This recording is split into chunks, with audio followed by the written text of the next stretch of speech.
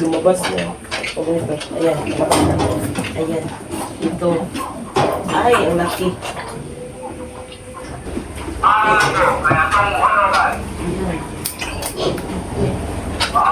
Ito. Ito, mangyayari. Kapag tumayo ng ina.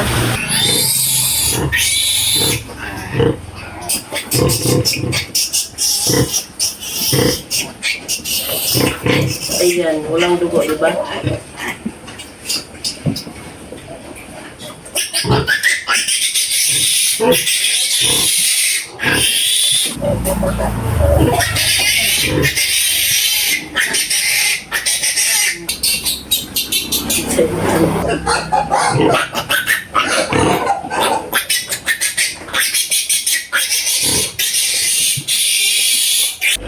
So, hi, good morning my dear friends.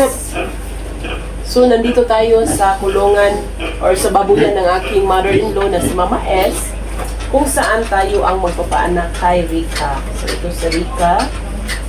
Kabuuan na din ni Rika na kasabay na nanganganak ni Laida.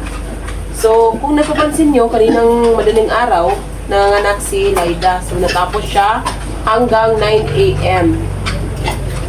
At ngayon, 11:32, may 5 na siyang biik na lumabas. So, hinihintay na lang natin yung pagsunod ng kanyang panganganak.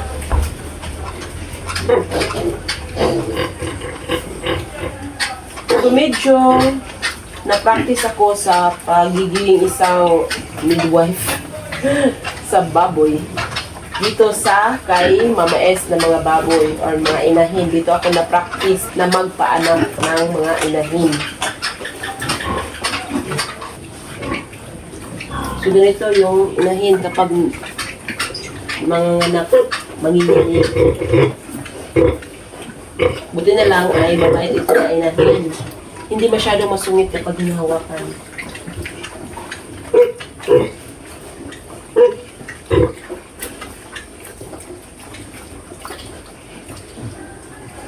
So, medyo matagal yung kasunod. Kung kaya't, gaya ng sinasabi ko sa my previous vlogs, na kapag nag-aalaga ka ng mga baboy, dapat mahaba din yung pasensya nyo. Gaya ng itong panganak, so kailangan natin ng pasensya kasi medyo matagal yung kasunod. At, nagpapasalamat tayo kasi nabiyayaan tayo ng mga bitik. So for now, kung mapapansin nyo, or kung kita ba dyan, yung gatas ni Rika ay lumabas na. So, ibig sabihin nito, marami siyang gatas.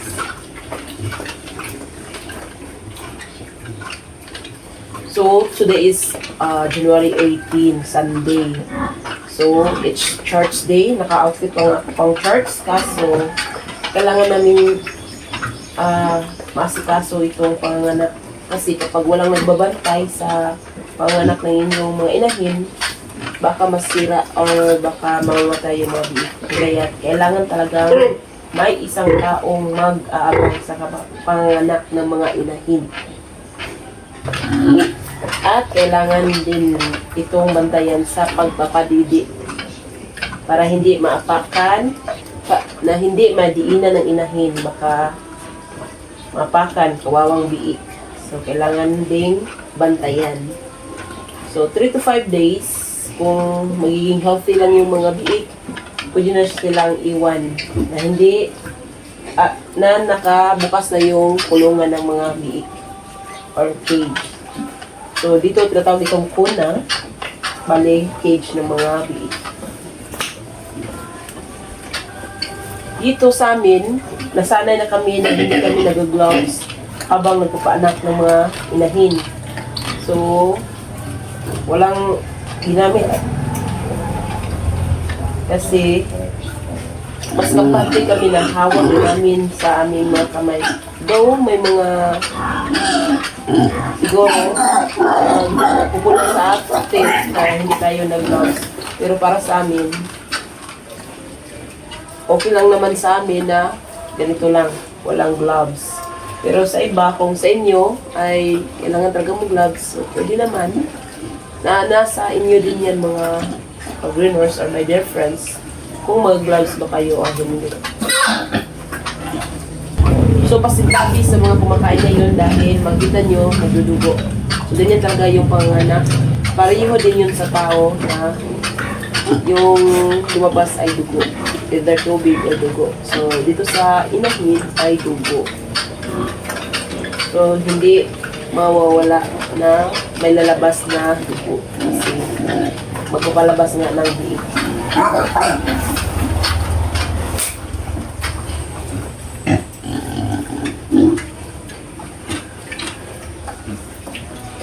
May mga inahin na hindi nila gusto yung maingay na environment. Gusto nila kapag nanganganak sila, medyo tahimik. Pero sa ngayon, dahil nag-vlog ako, medyo maingay. Kung kaya minsan ay mag-zip mouth muna ako habang umiire yung inahin. Kasi parang ayaw lumabas o ayaw niyang umiri kapag maingay.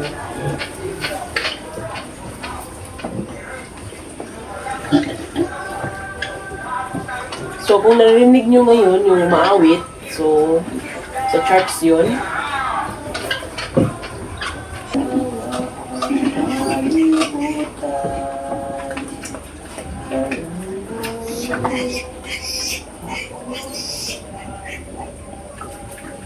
So, natakot akong tumayo, baka pagtayo ko, lumabas na yung biig.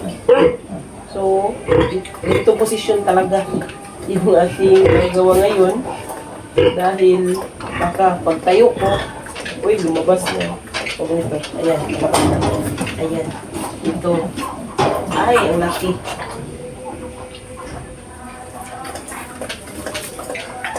So, ganito talaga yung magpapaanak ka ng inahin, dapat alert to. At kailangan mo punasan yung ilong para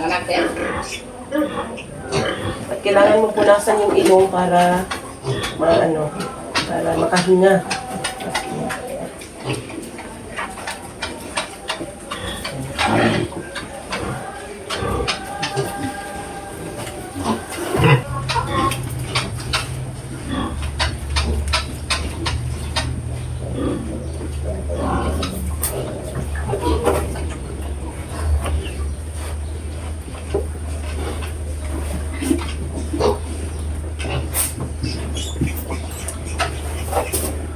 Kapag may lumabas na biig, my dear friends, dapat alerto tayo or alerto dapat na punasan yung ilong para makahinga ka agad.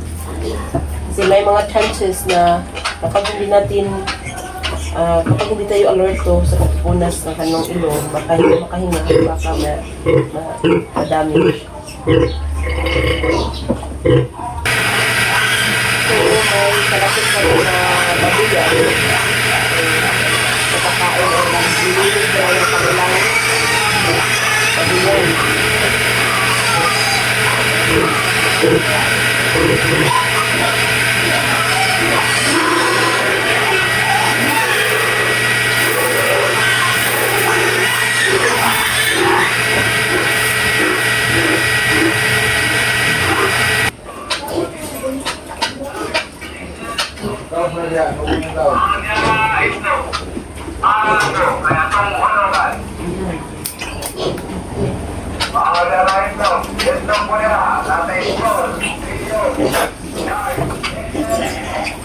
Kasabay yung dalawa.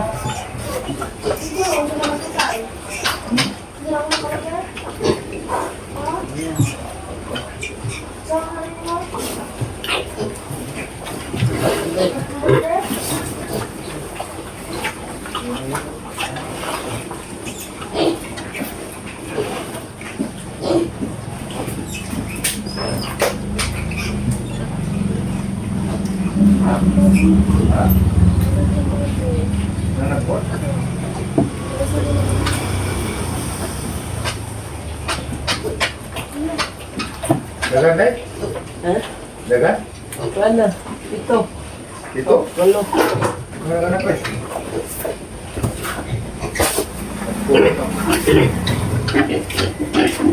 Susunod na yun. Ito. Nadala yung mamana. Hindi, ibuntag.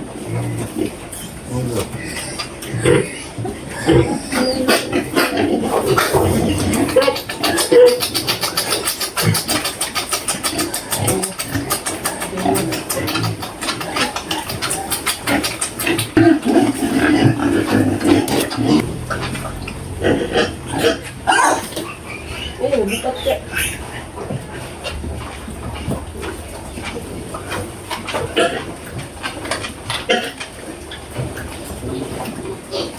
Ang una talagang lumabas kanina.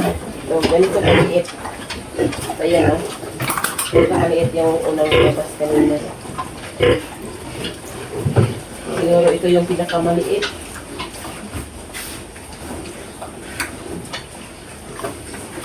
Wala na ay. Wala ko pa rin. Wala mo ka na. Wala.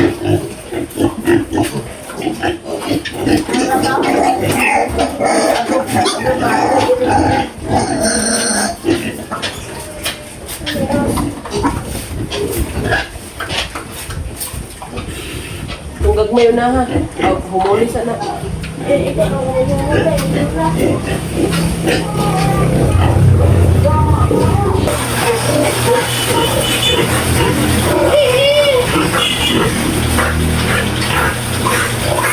Ano nila na? Wala mo na eh. Isa.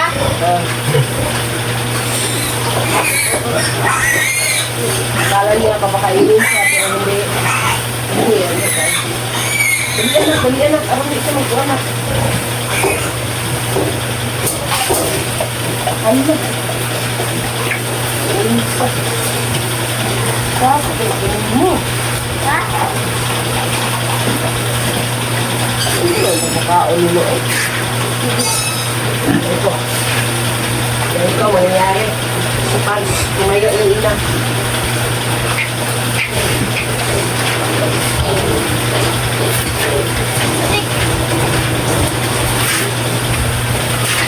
Hey! Hindi mahirap kapag makayo. Anak na ba eh? Oo. Wala na ba po? Kasiyam ito eh. Ha? Kasiyam niya kong gunitan. Wala, daghan mo? Salamat. Kasi ito na siya ka na? Ilit, karoon pa. Pero nagawsan ka kapindaw. Okay, mga salo. Ikasiyam na. Ah, O ba lagi na yung ba? wala pa, kaya naman namo. Wala ko damo ang ganina. Oo, no? Dari pa, dili gabi ma. Gani, kaluyan. Malaki din. Malaki. Oh.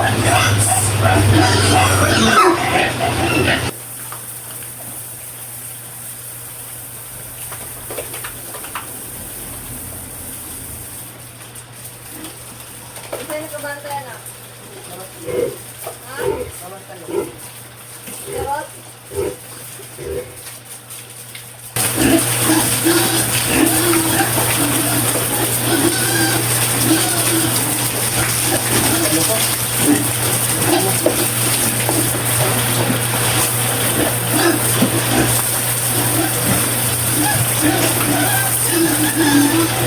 Nagtubok din ba?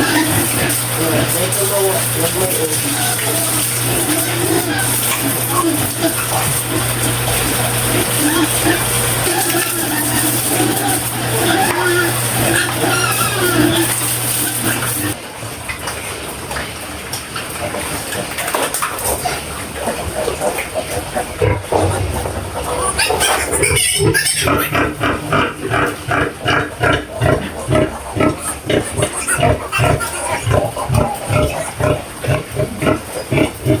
Basta.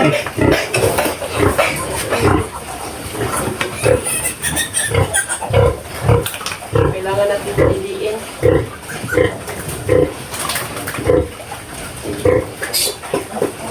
Ilang oras na.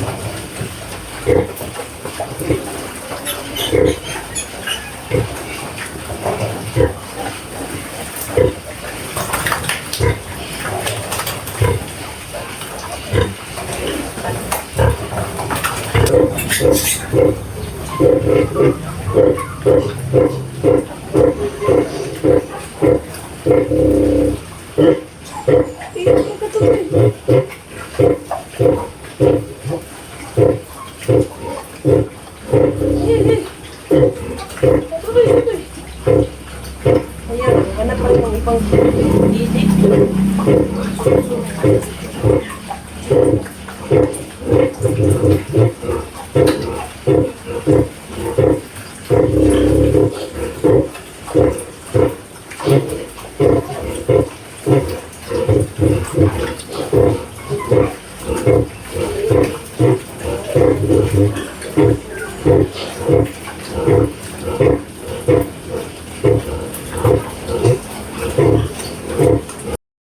So ito yung mga biik na anak ni Rika. Yan o.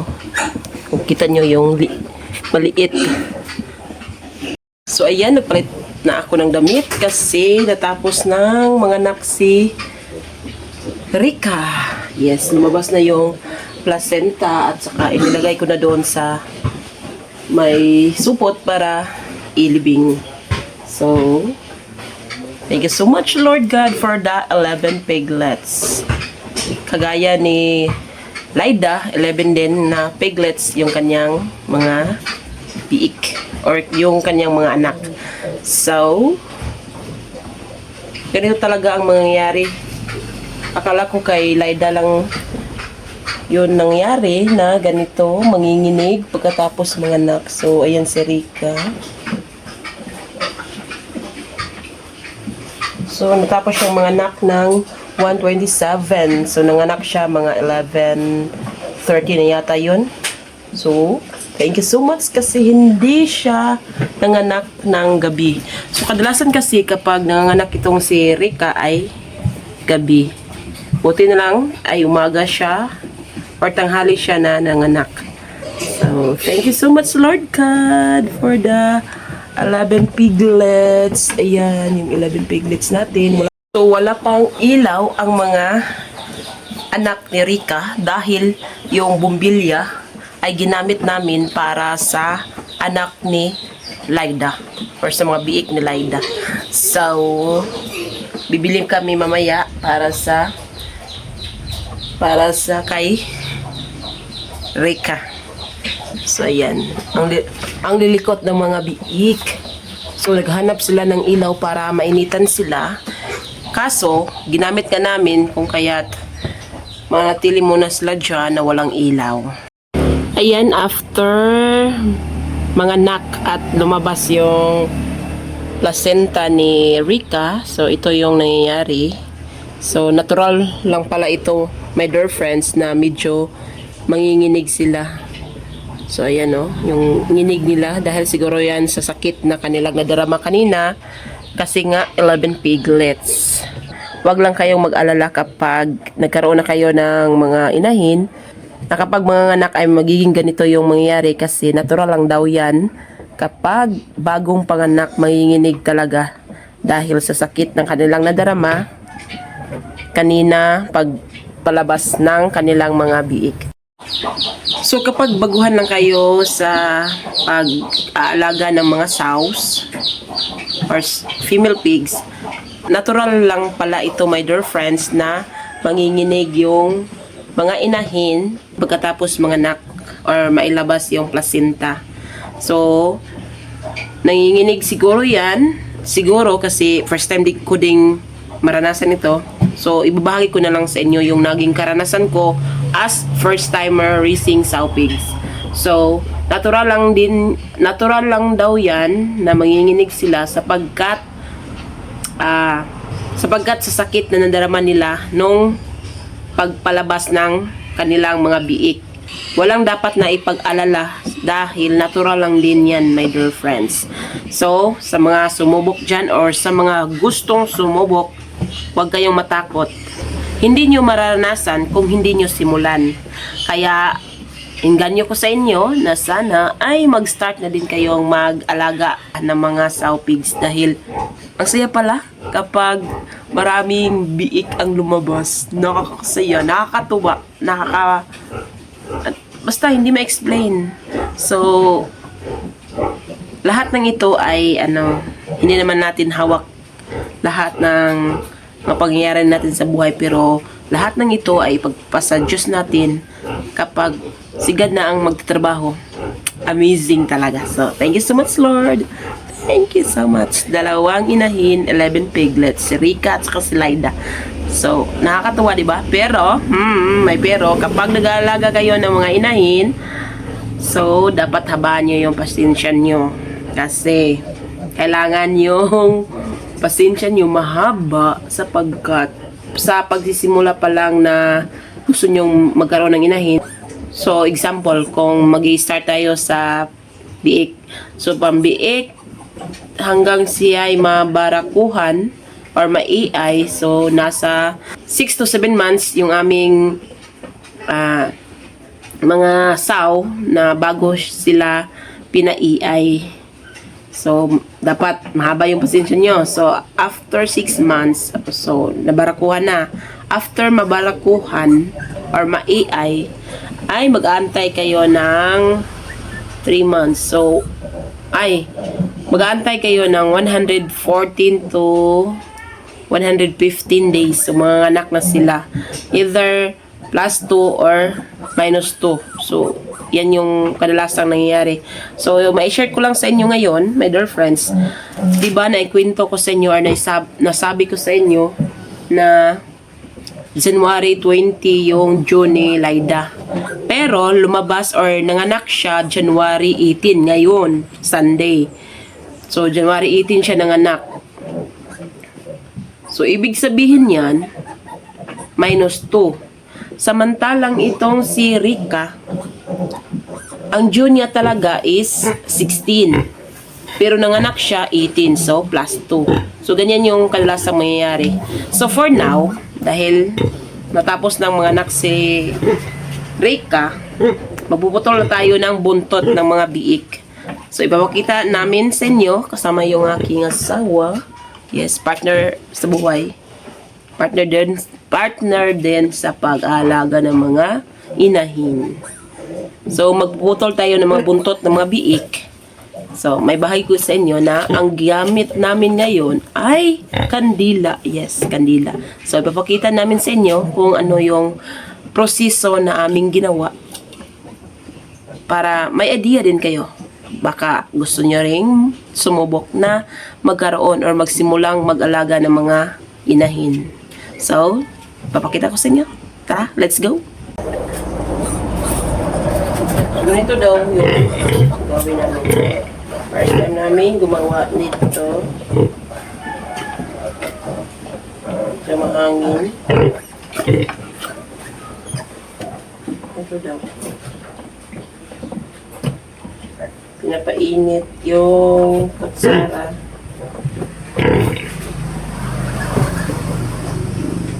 Kala ko.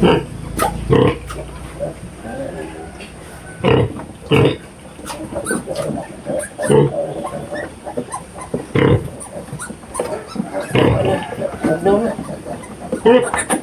Tapos yan.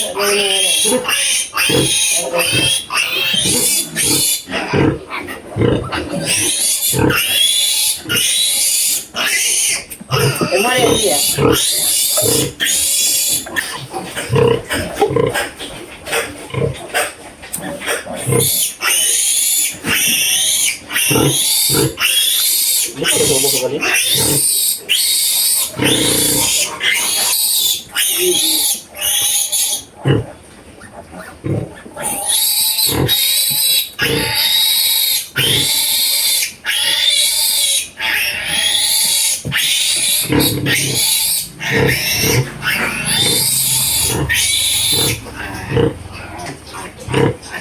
Ito init lang ko ulit.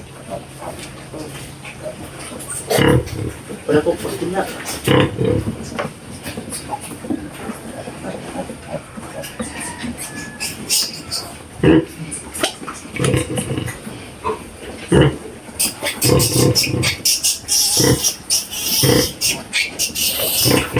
Ayan, walang dugo, diba?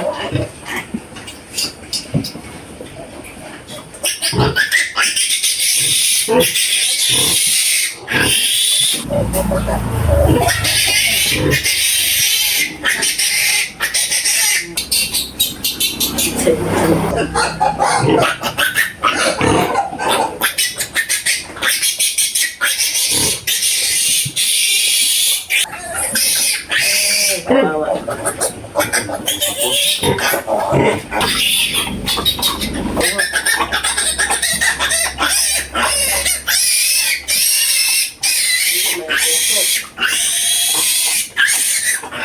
Sana ay manatutunan kayo sa araw na ito at sana ay nagustuhan nyo ang video ito. Hanggang sa muling pagkikita, this is Beng and happy farming! Bye!